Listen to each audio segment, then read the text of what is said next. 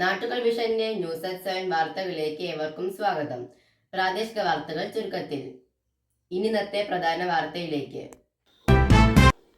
പെട്ടിക്കടയുടെ പൂട്ടുപൊളിച്ച് മോഷണം. മണ്ണാർക്കാട് പയ്യനിടത്താണ് സംഭവം. വാർത്ത വിശദമായി. പയ്യനിടം കാവിനി പരിസരത്ത് കച്ചവടം നടത്തുന്ന തിരുമേനിയുടെ പെട്ടിക്കട കുത്തിപ്പൊളിച്ച് മോഷണം.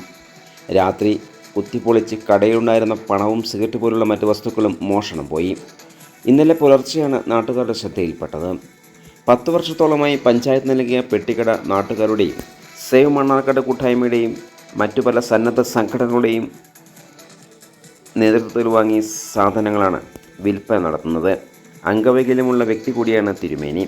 ഭാര്യ വിജയലക്ഷ്മിയുടെ പെട്ടിക്കടയിലുള്ള വരുമാനം കൊണ്ടാണ് മരുന്നും ഭക്ഷണം മറ്റു കാര്യങ്ങൾ നടന്നു പോകുന്നത്.